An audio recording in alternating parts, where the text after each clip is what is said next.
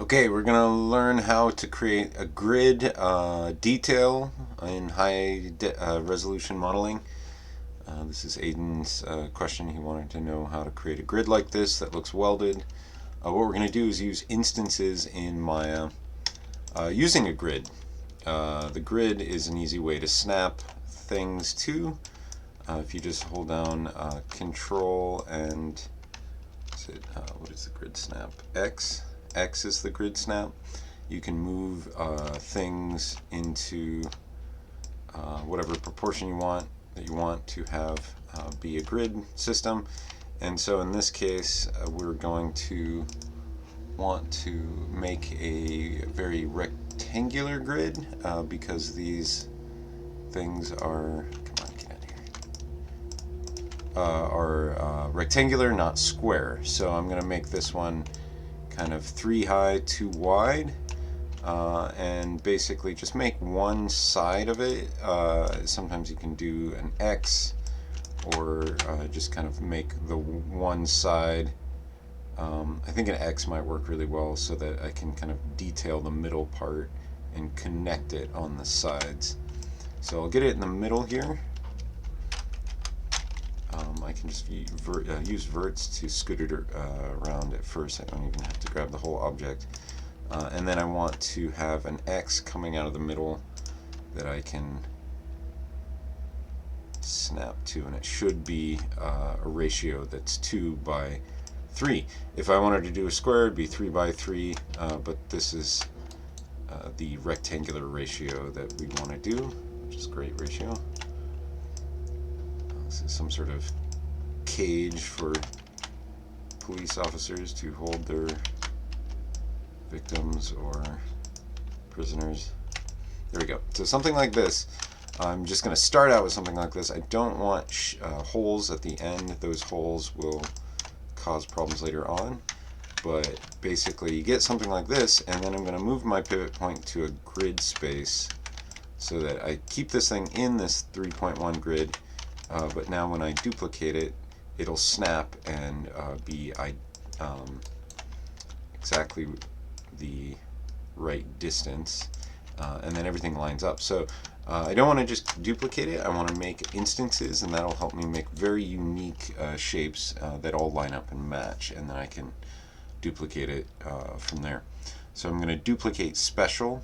This is how we make instances, and then just need to figure out how far I would move this direction. So it'd be 1, 2, that direction, and up it'd be 1, 2, 3.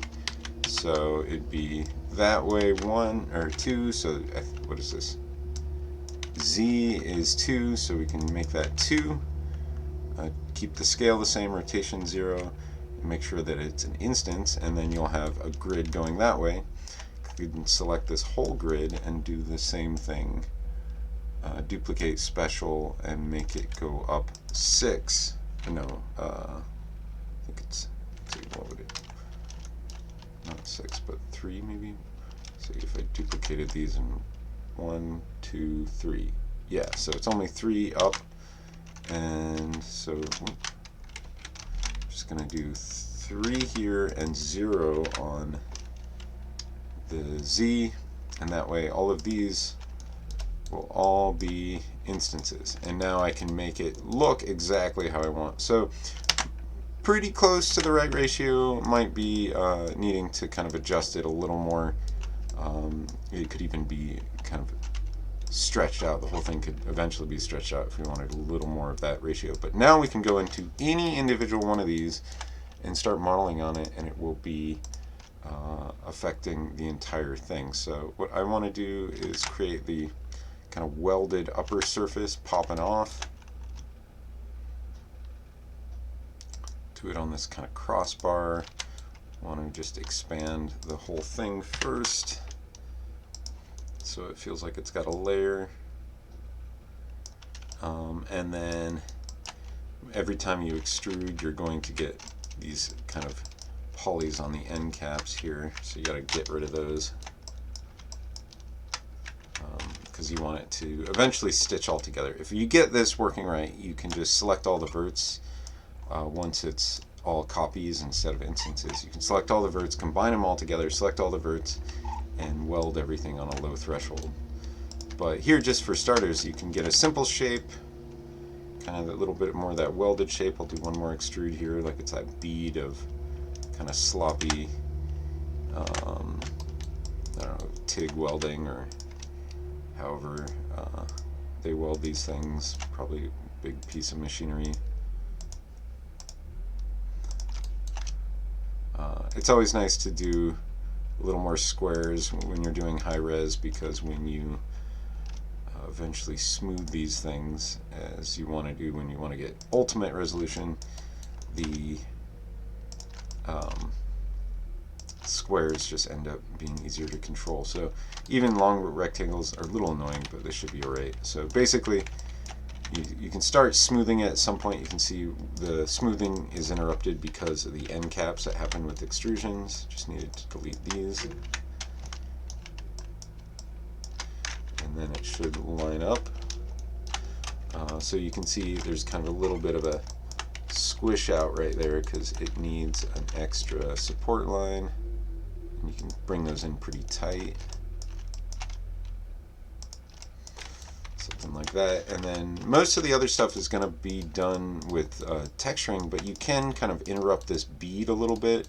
Often people, could take that into ZBrush, very easily kind of model the bead a little more fluidy or a little more organic looking. And then the other thing that people will do is you can just do it in Maya or Blender directly. If it's not that many polygons to deal with, this one's not that complicated. We can just do a mesh smooth and then maybe smooth it once more. And now I can go in with, seems to grab certain verts a little more. Okay, yeah, just make sure you don't accidentally smooth one side more than the other. Now that it's got some kind of more evenly squared out polys and smaller polys, I can use the mesh tool, sculpting edge, bulge tool, and this tool is great for doing welding spots. And it might be easier to see if it's maybe a shinier material. When I'm working, I never use the Arnold renderer while I'm working, modeling, doing this kind of stuff. So sometimes I need to throw a Maya viewport render shader, like Fong or Blinn. These are great shaders for the viewport, but they do not render in Arnold viewports, which is why I would always throw an Arnold shader on there in the end. But while I'm working, sometimes you want a little shine, make you see more of the metallic stuff. So this will get you that kind of little bead there. Maybe you want to do something else, some kind of slop stuff. Some of that can be done in texture. The Substance Painter can do a lot. And then if you take this into ZBrush, you could do just a little more detail than I can do here. You can just kind of rough it up a little bit, but you can't get too into that like minor textural detail. A lot of that can be done in the height map, so I wouldn't be too worried about it. If we turn all of these with Fong, or with this Blinn, might look a little better. Yeah, there we go. But that's how you get a grid with a little more detail on it. You can see there was some minor issue with the edge. This could easily be snapped, but I think it has more to do with the initial lines I did before I mesh smoothed it. They were not totally lined up. A lot of this doesn't even really need to be totally stitched together, but you can see there would be an edge there that's kind of ugly. So I might go ahead and delete everything below this line, because I only needed the top to have any detail anyway. So let's delete all this other stuff. It'll be a lot easier to match these edges up. And now we just have, oh, it's this inside. I can delete this inside edge.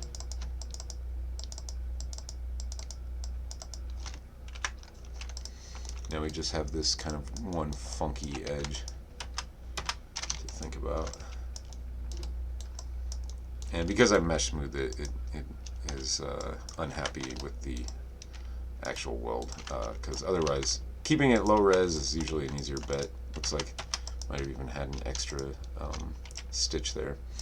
But something I could do with this one when there's too many is we can just stitch these together, target weld, and then we have less to deal with, and it will stitch together eventually, because it's always good if you can match the vertices when you're trying to stitch everything together. Get rid of this one, and keep that one right there. Keep this one. Nope, go here. Oh, it doesn't like to snap to your own instance. No, it did though. There we go. Just has to grab it from the right angle. There. So that's stitched. This looks a little funky on this side, but probably not really going to be noticeable. But still, if you stitch these verts correctly, then it's really easy to stitch the whole grid up, and you've got yourself a clean, detailed grid that looks very tricky to make. So yeah, that one. Now what I do is once I'm done, I usually like to separate off the instances, make sure that I don't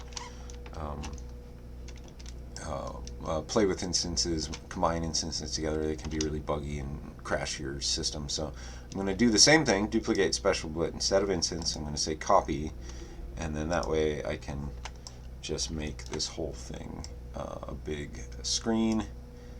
Do it the other way, 0 and 2 on this side. And then I can combine this whole thing together, and it might take a little bit of time, but you can merge on, see, first I want to do the display poly, heads up display poly count, and then I want to do mesh. So select it again, see all those verts, do mesh, edit mesh, merge, and then do it on a low threshold. And it should go down, and then we should basically just have a really clean high-res mesh that you can use to bake normals or even render with if you threw some rudimentary UVs on there. Okay, cool. Thanks, guys.